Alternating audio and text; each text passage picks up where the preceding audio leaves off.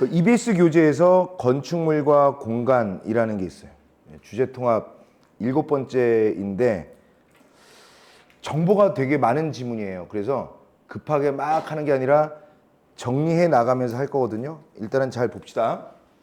일단 첫 번째 단락은 간단하게 건축 설계는 건축을 막 하는 게 아니라 하기 전에 설계 단계가 있겠죠. 건물을 세우는 여러 과정 중에서 건축 설계는 건축을 하기 그 이전에 지어진 건물의 공간을 어떻게 활용할 것인가에 대한 계획 또는 건물의 외형을 아름답게 만들어진다는 것, 아름답게 만드는 것, 이런 것만 얘기하지 않는다는 거야. 그러니까 건축 설계는 공간을 계획하는 거 맞아. 그리고 이왕이면 건물의 겉모습을 아름답게 하는 것도 맞아. 그러나 공간을 계획하거나 외형을 아름답게 하는 것만으로는 제한하지 않는다라는 거지. 그러면 뭔데? 첫 번째 단락 첫 문장의 주어로 제시됐던 건축 설계가 두 번째 문장의 주어로서 또 등장해서 건축 설계라는 것은 공간 계획뿐만이 아니라 그러면 천천히 한번 해보자. 이거는 정보가 많다라고 얘기했죠. 건축 설계하면 우리가 일반적으로 공간을 계획하고는 거구나. 그 다음에 외형을 아름답게 하는 것이구나. 이건 일반적으로 알고 있는데 여기로 끝나지 않고 구조적 안정성도 들어간다.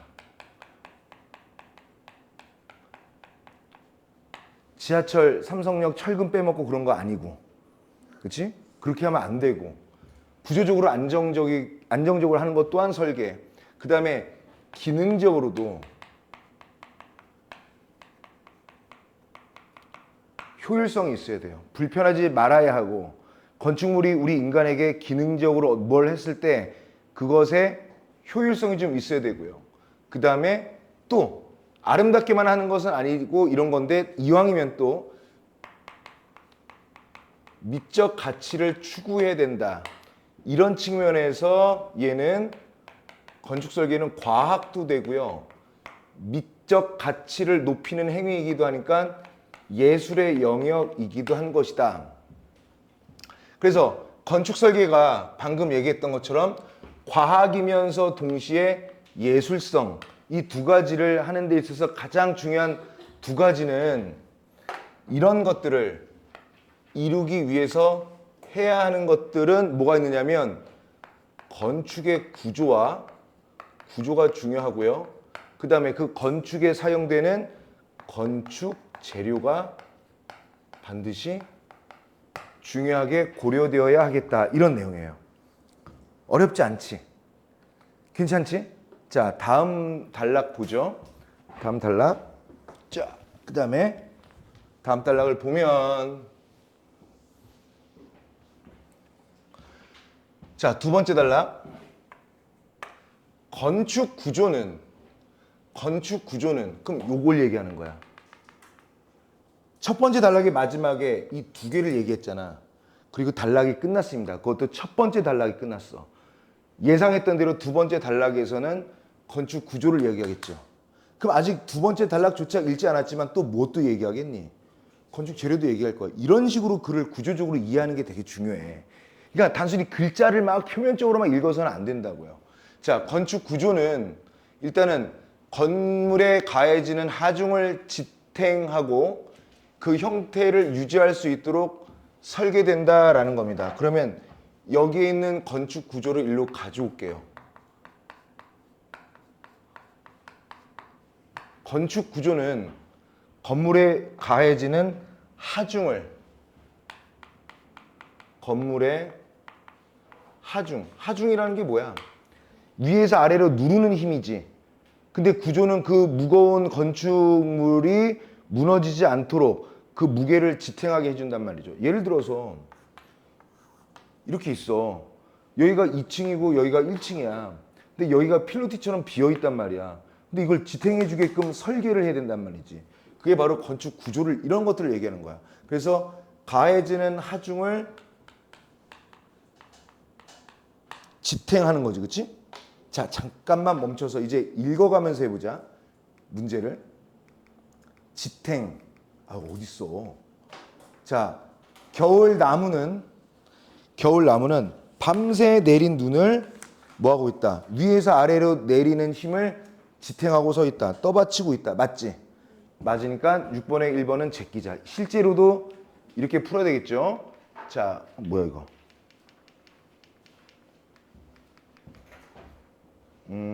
또 왜 그러지? 다시. 그 다음에 지탱 풀었고요. 지탱하며 형체를 유지하도록 설계된다. 그러면 방금 얘기했던 요 하중이란 건 뭐냐? 요 하중. 방금 선생님이 얘기했지만 구조물에 작용하는 모든 힘이다. 구조물에 작용하는 모든 힘인 겁니다. 그리고 다시 구별되는데 뭐랑 뭘로? 정하중과 그 다음에 하중으로 구분된다. 그렇다면 이 정하중은 뭐냐? 땡땡. 정하중은 건축물 자체의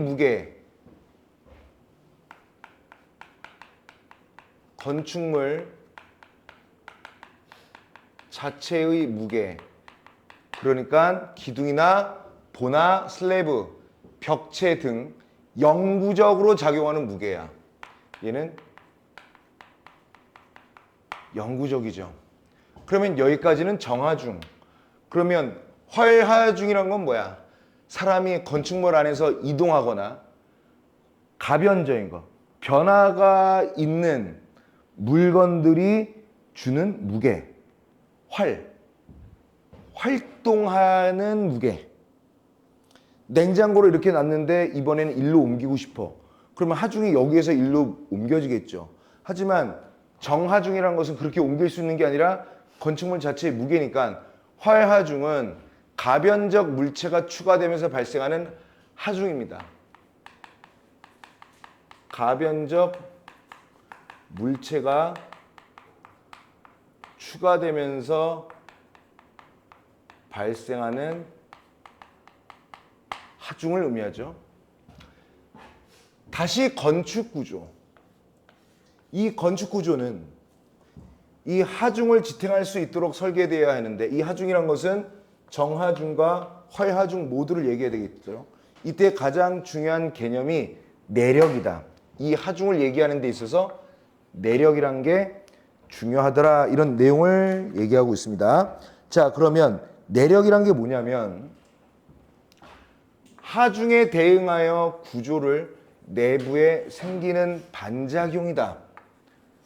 그러니까 이거에서 중요한 것은 내력이 중요한데 내력의 의미란 뭐라고요? 하중에 대응하는 거죠. 무너지려고 하는 힘에 대응해서 구조물 내부에 생기는 반작용력,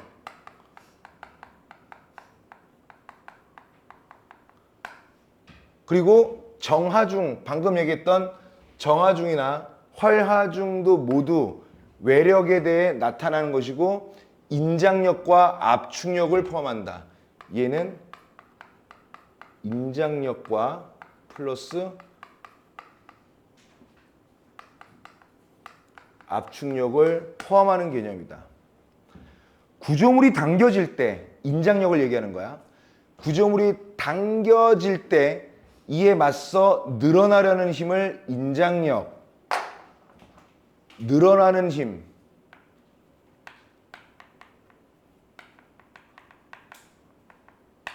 눌릴 때 맞서 버티는 힘, 맞서 버티는 힘, 얘를 압축력이라고 한다. 자, 자르라는 사람이 있습니다.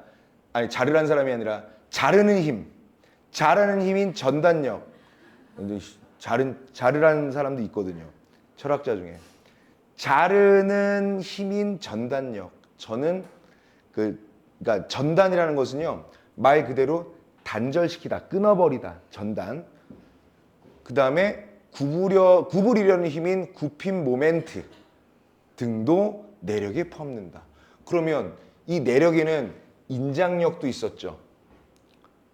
쪼그라들면 늘어나려는 힘, 압축력, 누르면 버티려는 힘, 플러스 모두 있다라는 거야. 설명은 적진 않을게요. 자르려는 힘, 전단력, 또 플러스 뭐라고요? 구부리려는 힘인 굽힘 모멘트. 다 모두 내력이야. 얘네들을 한 번에 정리한다. 위에서 아래로 누르는 하중에 뻗팅기는 힘이다. 이런 내용이죠. 내력이 구조체 단면에 어느 정도 작용하는지, 그러면 내력이 구조체의 단면에 건물이 이렇게 있으면 딱 잘랐을 때 이 해당되는 수평인 요 면에 얼마만큼 작용하는지를 나타내는 힘이 응력, 응대하는 힘을 얘기하는 거야. 그러면 응력과 관련해서 또다시 이렇게 설명을 해 내려갈게요. 응력이라는 것은 내력이 어느 정도 작용하는지를 나타내는 것이다. 어느 정도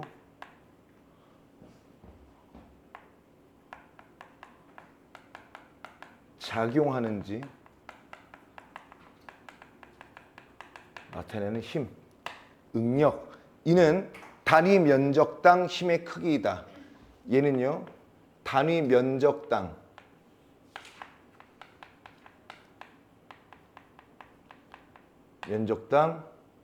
힘, 파워의 크기다.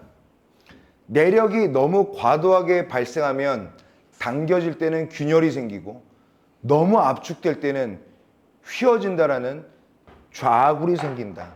그러니까 균형이 맞아야 되는 거죠. 내력이 너무 세. 그럼 얘네들이 땡긴단 말이죠. 그러면 균열이 생겨요. 그 균열, 그 다음에 압축될 때는 모양이 너무 흐트러지거나 휘어진단 말이죠. 그래서 이럴 때는 균열, 좌굴인데, 이러한 힘의 작용을 고려하여, 얘들아, 고려하여, 이거 또 그러네. 고려하여, 생각하여, 깊게 생각하여. 언니는 건강 상태를 깊게 생각하여 휴가 계획을 세웠다. 맞죠? 오케이. 쭉 다시 좀 길어요. 자, 여기에서 건축가들은 건축 구조를 설계해야 한다. 그러니까 건축가들은 내력과 응력을 고려하지만 이것과 또 연결해서 뭐랑? 균열과 좌구를 고려해야 한다는 거야. 그래서 건축 설계를 설계된다는 거죠. 삼각형의 형태를 반복적으로 조합해 하중을 분산할 수 있도록 한 트러스 구조, 곡선 구조, 곡선형의 아치 형태를 통해 하중을 분산하여 압축력으로 전달하는 구조인 아치 구조. 수직 기둥과 수평보를 결합해 공간 구성의 자유도를 높인 골조 구조. 이런 겁니다. 그러면 균열과 좌구를 고려한 것 중에 세 가지가 뭐가 있다는 거죠?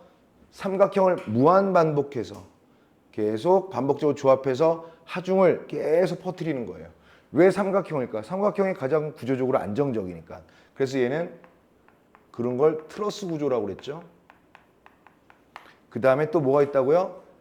아치 형태를 통해 하중을 분산해서 압축력으로 전달하는 구조인 아치 구조. 그 다음에 또 뭐가 있다고요? 공간 구성의 자유도를 높인 골조 구조. 이렇게 있다. 이게 바로 균열과 좌구를 고려한 거 아니겠느냐라는 내용이에요. 괜찮아? 괜찮아요? 자, 그러면 문제를 풀어볼까? 좀 더 할까? 더 가? 더 가? 오케이. 뿅. 세 번째 단락입니다. 세 번째 단락.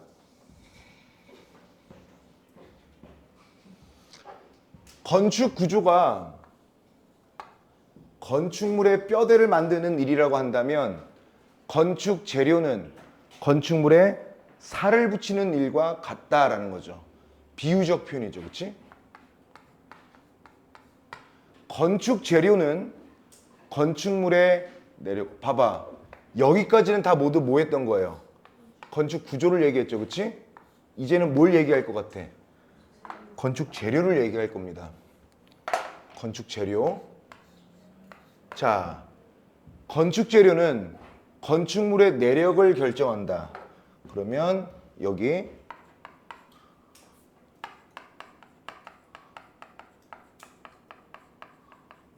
건축 재료는 건축물의 내력을 결정한다.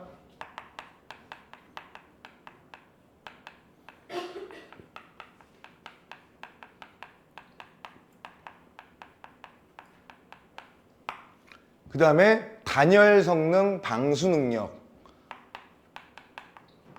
단열 성능, 방수 능력. 그 다음에 건축물의 수명.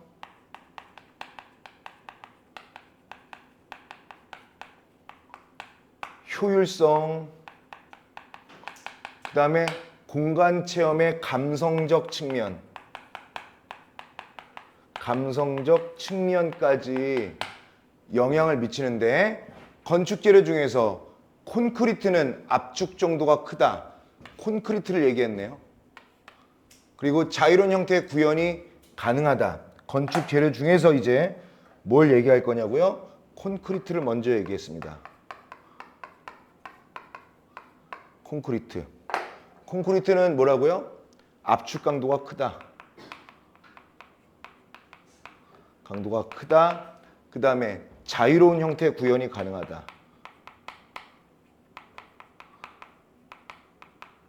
형태를 구현할 수 있다. 그 다음에 철근이 나오네요. 이번엔 철근. 철근은 인장 강도와 압축 강도가 모두 우수하다. 인장 강도, 압축 강도가 매우 우수하다. 그래서 구조적 안정성을 확보한다. 그래서 구조적인 안정성을 확보한다 이런 거죠. 자, 근데 압축 강도는 우수하지만 인장 강도가 작아요. 콘크리트는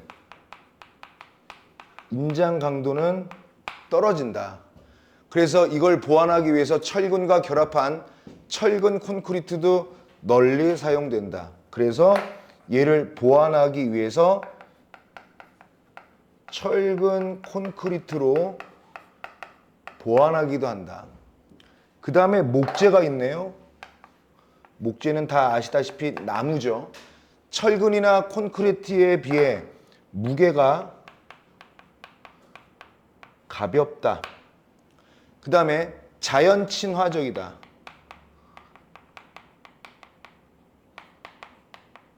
적인 느낌이 있다.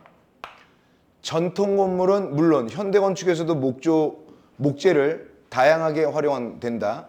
또 뭐도 있냐면 유리도 있습니다. 유리는 투명한 재료로 개방감을 준다. 투명과 투명함. 그 다음에 개방감이 이렇게 있습니다. 그래서 시각적 연속성. 그래서 시각적 연속성. 말이 좀 어렵지만 그냥 이렇게 유리로 뚫린 부분은 다 보인다고요. 그 다음에 공간적 확장감.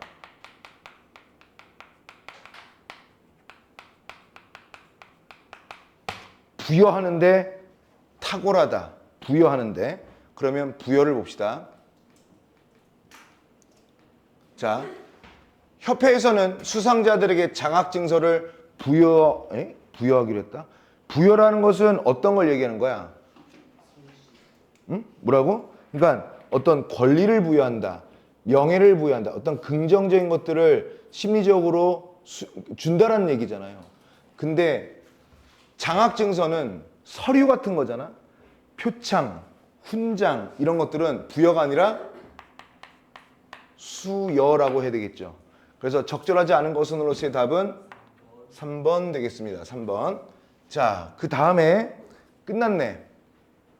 자, 마지막 단락을 한 번 더 보면 요거겠죠.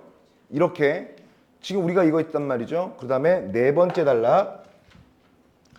네 번째 단락을 봅시다. 요 가 지문의 마지막 단락 네 번째야.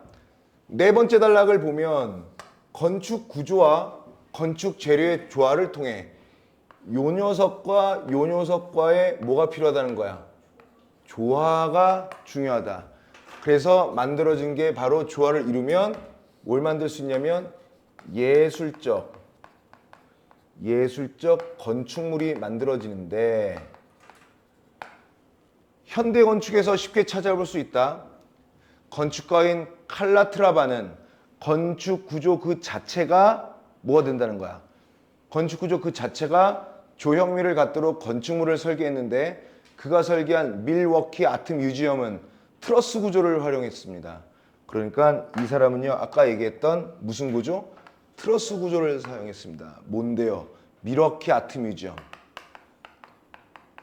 밀워키 아트 뮤지엄이 트러스 구조를 활용한 예라는 거죠. 그래서 접히고 펼쳐지는 날개 형태를 구현하여 건축미를 극대화했다. 또한 하디드는 곡면을 적극적으로 활용하고 콘크리트와 복합 소재를 다양하게 사용했는데 헤이다르 알리에프 센터는 곡선과 연속적 형태를 구현한 건축물로 하디드의 독창성을 잘 드러낸 것이라고 평가받고 있다. 이렇게 된 겁니다. 어렵지 않지? 하지만 정보는 많아요. 이렇게. 지금 절반밖에 안 읽었는데 그러면 우리 문제를 통해서 나 읽기 전에 가와 관련해서 한번 문제를 풀어보도록 합시다. 또 이렇게 해서 주제통합 긴 거 하나 끝내는 거죠. 한번 봐봐. 우리가 나를 고려할 필요는 없지? 보시죠. 1번 문제는 일단 가와 나에 대한 설명으로 가장 적절한 것은 가는 건축 구조의 역사적 발전 과정을 제시하고 있고 그런 거 했어 안 했어? 그러니까 얘는 가가 아니니까 아예 고를 필요가 없죠. 2번 가는 끊고요. 건축 설계의 구조적, 재료적 측면을 설명하고 있고 어때? 맞죠? 가 동그라미 일단. 3번 가는 끊고요. 건축사에 있어 과학과 예술의 상보적 관계. 요 상보적 관계라는 말이 뭐냐면 서로 보완해 주는 관계를 얘기하는 거야.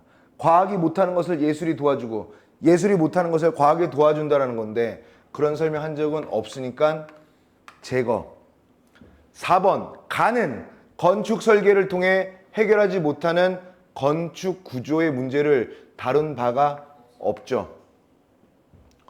5번 가는 건축의 기술적 측면에 주목하여 특정 건축물의 가치를 평가하지 않았습니다. 건축의 기술적 측면에? 근데 마지막에 그뭐 칼라트라바 이러면서 그건 같이 평가가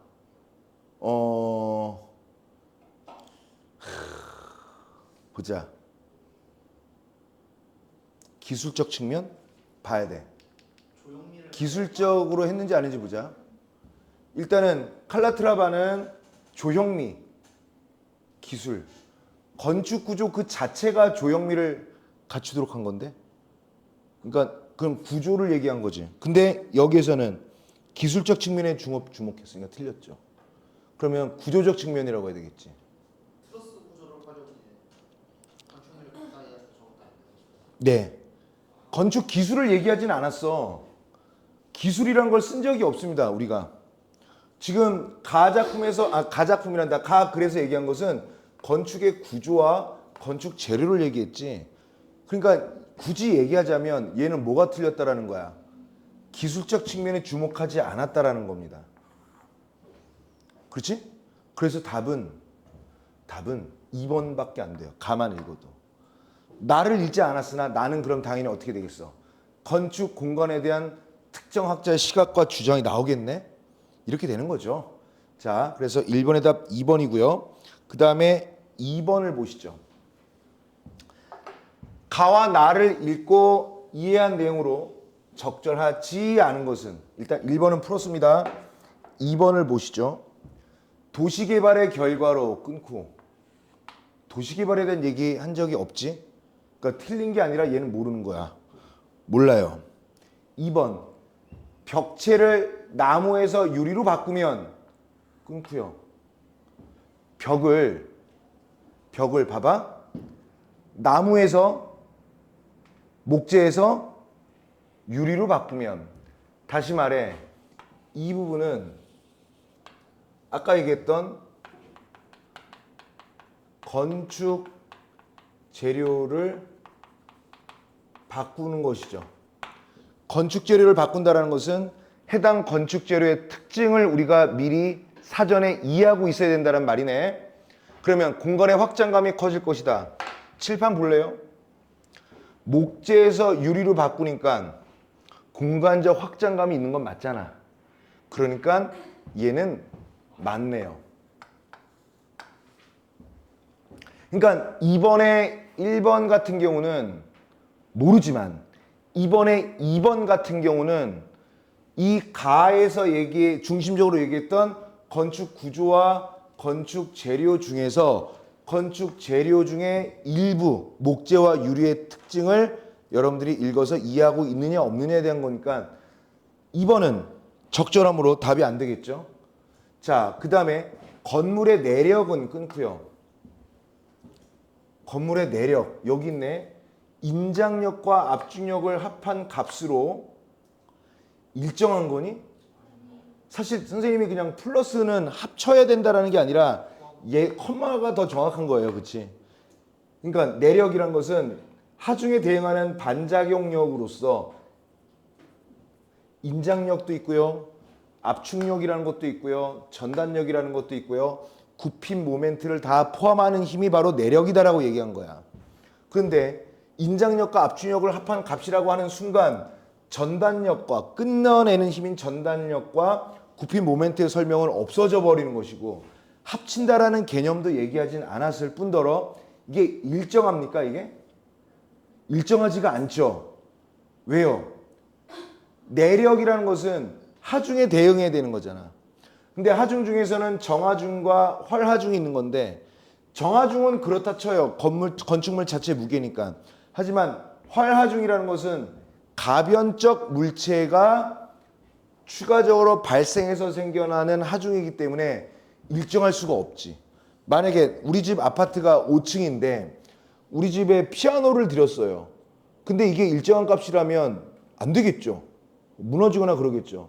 이 아파트는 피아노를 못 들여놓습니다. 뭐 이런 걸 해야 되겠죠. 그렇지? 일정한 값이 있으니까. 그러니까 얘는 적절하지 않은 것으로서 답이 되겠네. 그래도 나머지 봅시다. 트러스 구조는 끊고요. 하중을 분산하고 아까 어디서 트러스 뭐 쓰진 않았는데 하중을 분산하고요. 왜? 삼각형 구조니까. 그리고 미적 효과도 낼 수 있다. 맞죠? 이건 한 거야. 5번 건축 재료로 철근을 썼을 때와 콘크리트를 썼을 때의 단열 성능은 다를 수 있다. 얘기 안 하지 않았니? 근데 다를 수 있다는 거는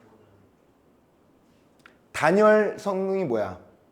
이미 건축 재료에서 다르다가 아니라 다를 수 있다라는 거니까 그렇지. 건축 재료로서 건축물의 내력을 결정하는 건데 단열 성능 이런 게 다 다르다라는 거잖아요. 그러니까 콘크리트와 철근은 서로 다른 재료이기 때문에 단열 성능이 다르다가 아니라 다를 수 있다라고 얘기할 수가 있겠죠. 그렇지? 이런 것들은 이제 추론에 해당하는 거죠. 없는 거지만 다른 선택, 그러니까 다른 지문에 해당 부분을 응용해서 뽑아내야 되는 거니까. 어찌됐건 2번에 3번은 확정이 된 거네. 자, 그렇다면 추론 얘기했는데 3번 문제를 풀어봅시다.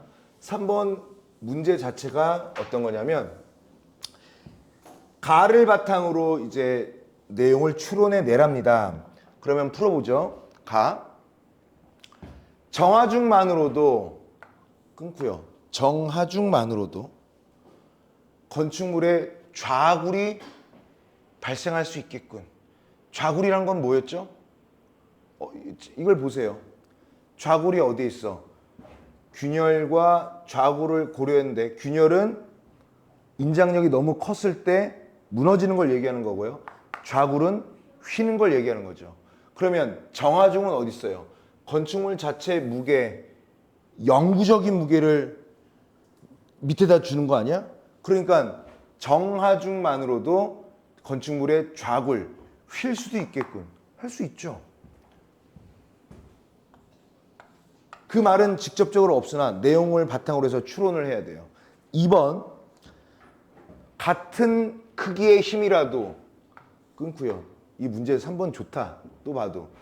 단면적이 작아지면 단면적, 단위 면적에 따른 힘의 크기가 바로 응력이라고 그랬는데 단면적이 힘은 고정인데 만약에 힘을 A라고 봅시다. 근데 단면적이 100이었다가 10이었어요. 그럼 값이 얘가 더 커지죠. 응력은 단위 면적당 힘의 크기라고 그랬으니까 응력이 커지는 건 맞아 안 맞아? 맞으니까 얘 또한 답이 되지 못하겠죠. 추론 선택지 좋다. 3번 건축물의 안전을 위해 끊고 설계 시에 활용하는 활하중은 예상 가능한 최대치로 설정하는 것이 좋겠죠. 어느 집에 피아노, 우리 집은 딸이 둘인데 서로 다 피아노를 따로따로 친대. 그럼 피아노를 2대 놓을 수도 있는 거잖아. 그러니까 무조건 어쩔 수 없이 정하중은 정해져 있잖아. 한번 지으면 끝이잖아. 근데 정해진 상황에서 활하중도 더 많이 버틸 수 있도록 뭐 하는 거예요? 최대치로 높이면 건물이 안정적이겠죠. 맞죠? 자, 그 다음에 4번 철근 콘크리트는 끊고요. 철근 콘크리트는 끊었죠. 콘크리트보다는 인장 강도가 크기 때문에 맞지? 왜? 그냥 콘크리트는 인장 강도가 낮아. 이것을 보완하기 위해서 철근 콘크리트를 쓴다라고 얘기했으니까 부족한 인장 강도의 어떤 영역을 더 플러스로 메꾸려고 하는 거 아니겠어요? 그래서 그렇다면 균열이 발생할 가능성은 적겠네요. 그치? 맞네. 맞으니까 땡. 그러면 이러한 소거법에 의하면 답은 5번이어야 하는데 아치 구조는 끊고요. 하중을 인장력으로 아치 구조가 있어. 쓰진 않았네. 하중을 인장력으로 전달한다라고 얘기했니? 인장력이 아닌 뭐로 한다고 그랬어요? 인장력이 아닌 어딨어? 압축력 없나? 그래. 아치는 인장력이 아니라 늘어나는 게 아니라 압축하는 힘으로 한다라고 했으니까 인장력을 지우고 뭐라고 해야 돼요? 압축력이라고 고쳐야 되겠죠. 그래서 콘크리트보다 철근 재료로 사용하는 것이 더 적합하겠군. 얘만 바꾸면 되겠네요. 그렇지? 맞으니까 땡. 3번에 5번. 지금 총 6개 중에 3개 이상을 풀었네. 4번은 지금 못하죠. 탈영토화. 5번도 잠깐 풀어볼까요? 오케이. 하디는 않네. 자, 그러면 이제 이거 거의 다 풀었으니까 지울게요. 영역 범위가 넓어서. 이게 화면을 이렇게 하면 좋겠다.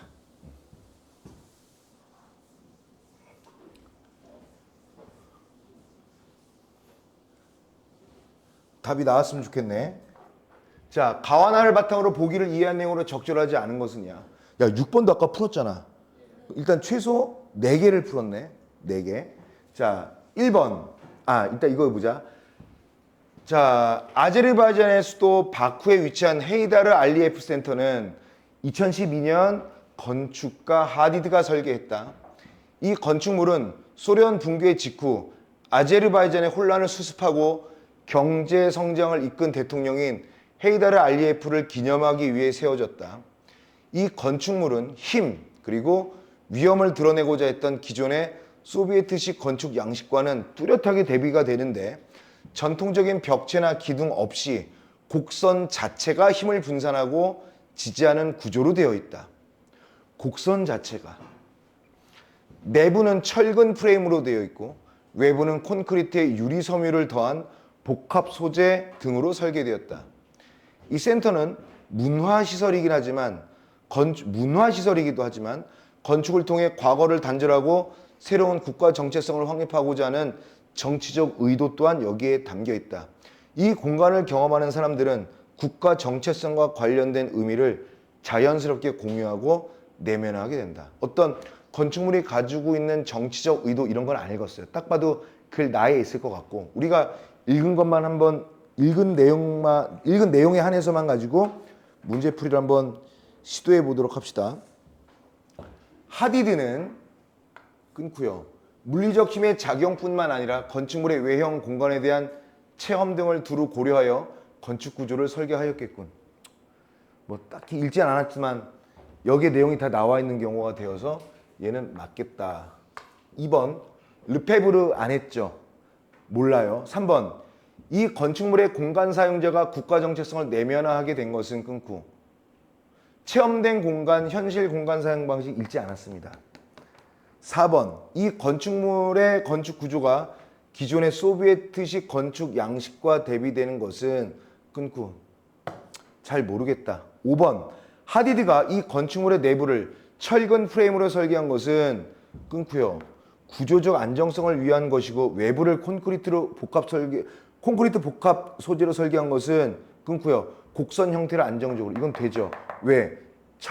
콘크리트는 뭐 한다고 그랬어요? 형태를 자유롭게 한다라고 얘기했으니까. 자, 답은 안 나왔으나 1번과 5번을 제낄 수 있었습니다.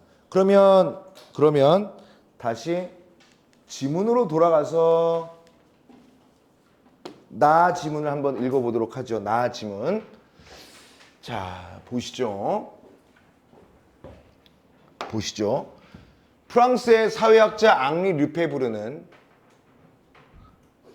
공간을 단순한 배경이나 자, 이거 슬슬 또 한번 해볼까요? 르페브르는요.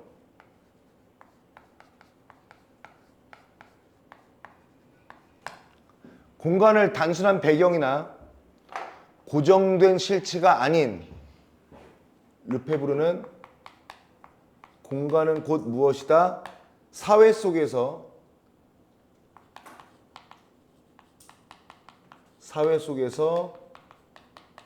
생산되고 재편되는 사회적 산물로 보았다. 르페브르의 공간 개념입니다. 그는 인간의 실천, 그 다음에 권력, 그 다음에 자본이 작용하는 방식에 따라 공간이 구성된다고 주장하고 이걸 설명하려고 세 가지 공간 개념을 제시했다. 인간의 실천, 권력, 자본이 작용하는 방식에 따라. 그러면 공간이 구성되는 공간 개념의 요소는 뭐라고요? 인간의 실천, 그 다음에 권력, 그 다음에 돈이라고 하는 자본, 얘로 인해 공간이 구성된다라고 합니다. 넘겨보죠. 자, 이렇게 르페브르가 제시한 세 가지 공간이란 뭐냐? 지각된 공간, 개념화된 공간, 체험된 공간이다라는 거죠. 그러면 하나씩 하죠. 지각된 공간이 있습니다. 분명히 이렇게 또 얘기할 거예요. 자, 아니나 다를까 지각된 공간은 사람들이 실제로 살아가며 사용하는 물리적 공간이다. 그냥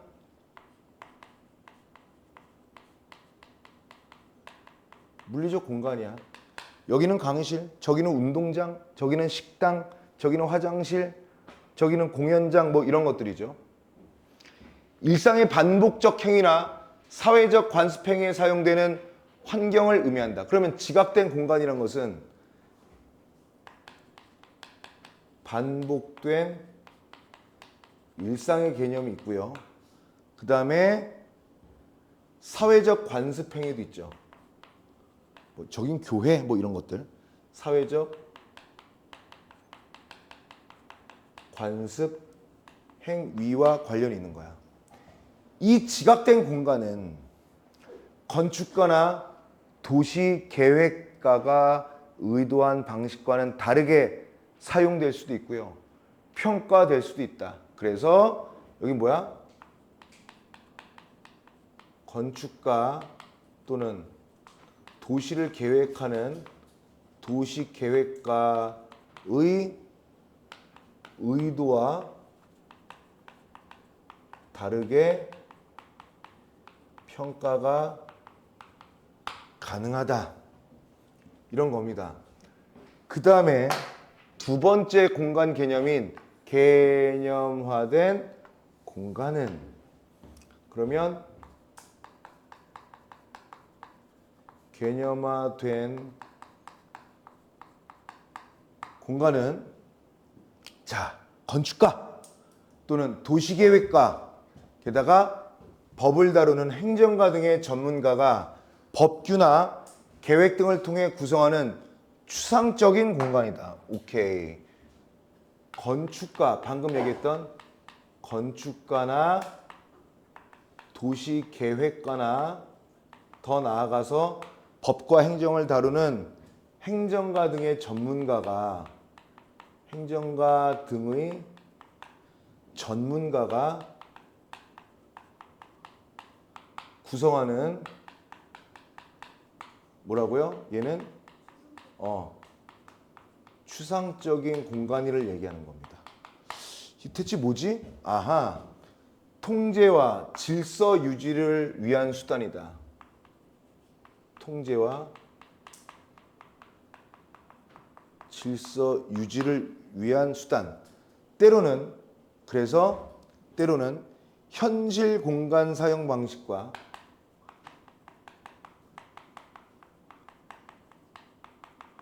방식과 충돌을 일으키기도 한다라는 거죠. 그다음에 세 번째 체험된 공간은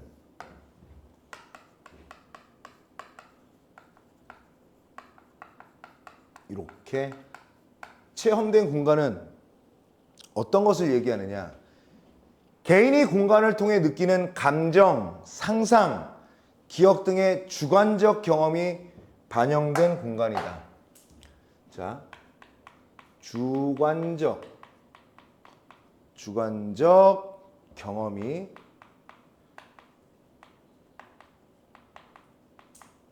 반영된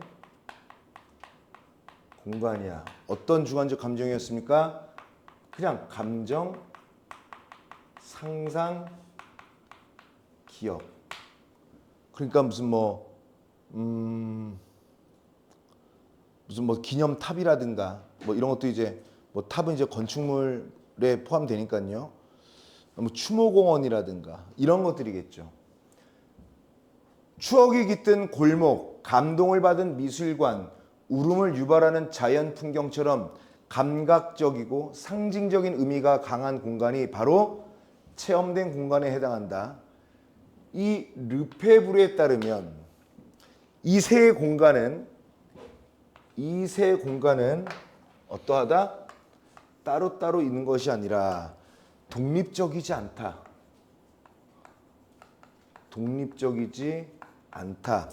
사회적 실천과 권력 구조 속에서 끊임없이 상호작용한다.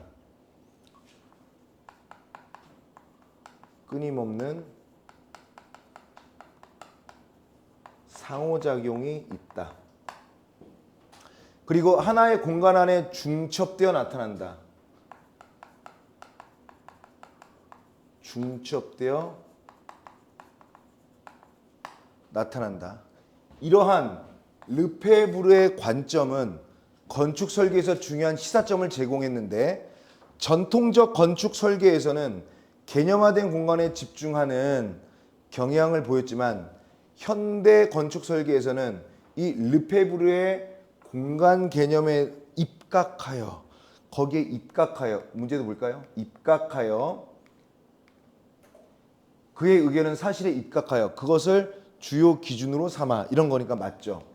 자, 그 다음에 자, 입각하여 건축에서 세 가지 공간 개념을 두루 고려해야 된다는 거야.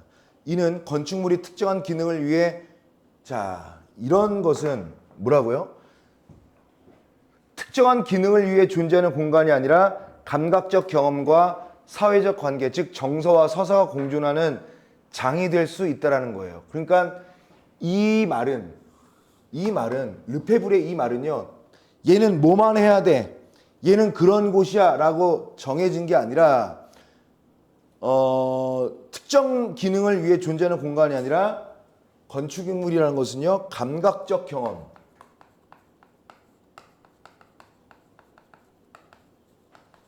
그 다음에 사회적 관계,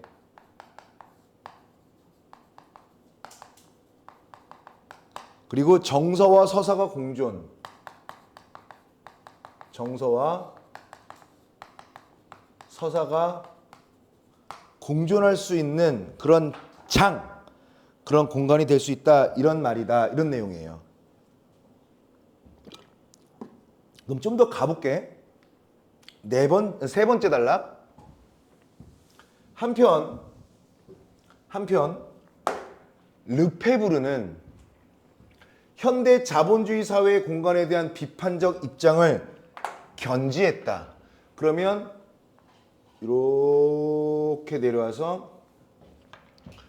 이렇게 내려와서 르페부르는 뭐라고요? 현대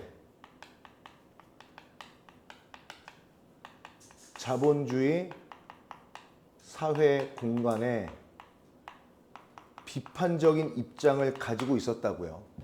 그는 현대의 자본주의 사회의 공간은 결코 중립적이지 않다. 현대 자본주의 사회의 공간은 뭐라고요? 중립적이지 않다.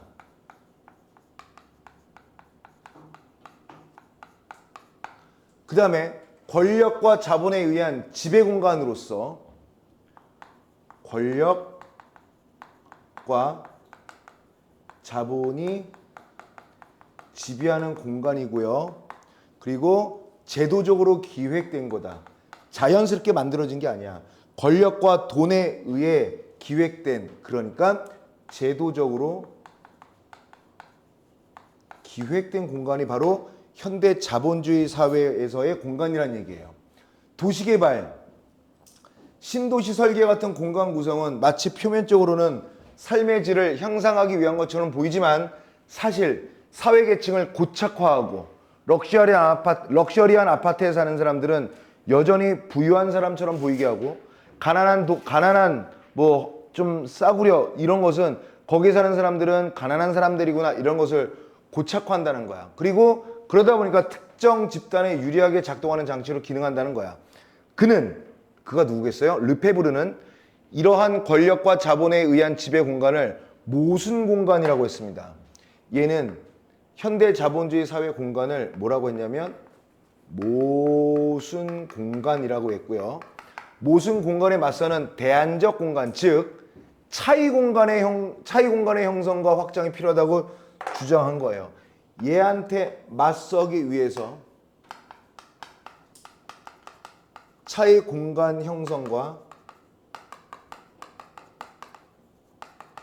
확장이 필요하다고 주장한 겁니다. 누가? 르페부르가요. 괜찮지? 자, 마지막 단락일까요? 이게 특히 그가 누구겠어요? 르페브르는 모순 공간에 맞서는 주체가 바로 시민들이 돼야 된다. 모순 공간의 주체는 시민이어야 한다. 르페브르에 따르면 모든 사람들에게는 자신의 삶의 공간에 접근하고 참여할 수 있는 권리, 이들에게는 참여할 수 있는 참여 권리가 있고 공간을 바꿀 권리가 있고요. 공간을 바꿀 권리가 있고요. 시민의 일상적 실천과 감각적 경험은 공간을 탈영토화할 수도 있고요. 공간의 탈영토화라는 건 뭐야? 그럼 또 공간의 탈영토화라는 것은 뭐냐? 공간의 민주화라는 개념과 연관된다. 공간의 민주화. 뭔데요? 공간의 민주화란 건축 설계나 도시 설계가 권력과 자본의 독립적 영역이 아닌 시민의 실천과 표현이 교차하는 민주적 과정이어야 한다는 것을 의미한다. 공간의 민주화를 중요하게 여겼다. 누가? 르페브르가요. 괜찮지? 자, 그러면 뿅 1번. 아까 답이 몇 번이었더라? 2번이었지? 정말 2번 맞나 확인해 볼까요? 나는 건축 공간에 대한 특정 학자 누구겠어요? 르페브르의 시각이라는 것은 입장이니까 그 입장과 주장을 제시하고 있는 거 1번에 2번 확정했고요. 2번도 답은 나왔습니다. 몇 번이었더라 아까? 3번이었죠. 그러면 체크 안 했던 게 1번에 있었나? 도시개발의 결과로 모순 공간이 나타날 수 있다. 맞지? 또 체크 안 했던 게 뭐가 있을까요? 2번은 괜찮고요. 3번 틀렸고요. 4번 다 썼구나. 3번 했고요. 4번 그러면 4번 문제를 읽어보면 나의 탈영토화의 의미로 가장 적절한 것을 묻는다. 그러면 1번 뭘까요? 제한된 공간을 최대한 오래 하는 거야? 그런 게 있어요? 하지도 않은 말. 경제적 효율을 위해 공간 기능을 전문한다. 이건 오히려 르페브르의 입장과 반대되는 거겠죠. 3번 사회 구성원의 정신적 휴식? 그럴듯하지만 휴식에 대한 얘기를 한 적은 없습니다. 땡. 건축 설계를 과학이나 기술의 영역으로 이해하지 않는 거? 그런 얘기 한 적이 없습니다. 자, 5번 제도적 기획을 벗어나는 방식으로 공간을 재구성하는 것. 그게 바로 탈영토화임. 이렇게 되는 거죠. 그래서 4번의 답은 몇 번? 5번이었습니다. 자, 그 다음에 문제 5번에서 1번과 아까 5번 같나? 그럼 2, 3, 4 중에 하나인데 2, 3, 4 중에 하나인데요. 이걸 보시면 2번 르페브르의 시각으로 보면 끊고 아제르바이잔의 수도 바쿠에 위치한 뭡니까? 하디드가 설계했던 헤이다르 알리예프 센터는 중립적이지 않다는 것을 보여주는 건축물이다. 맞아 안 맞아? 왜 맞을까요? 맞아 맞는 것이긴 한데 왜요? 그렇지. 그게 시민적이지는 않잖아요. 그러니까 맞아. 오케이 잘 설명했습니다. 3번 이 건축물의 공간 사용자가 국가 정체성을 내면화하게 된 것은 끊고 체험된 공간이 현실 공간 사용 방식과 충돌하여 개념화된 공간으로 한정되어 활용한 거야? 현실 공간의 공간 사용 방식과 충돌하여 개념화된 공간이란 건 뭐야?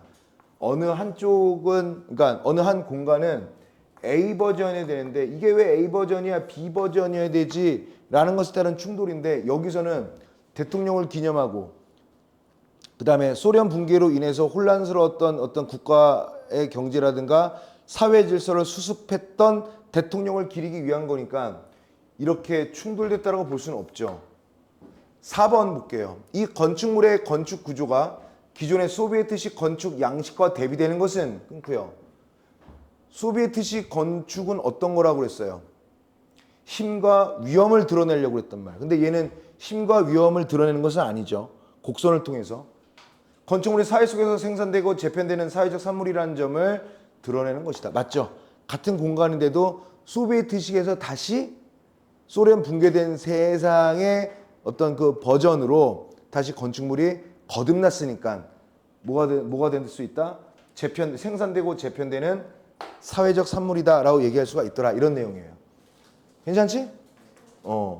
그래도 좀 길었으니까 각자가 잘 정리할 수 있는 시간을 한번 또 갖길 바랍니다.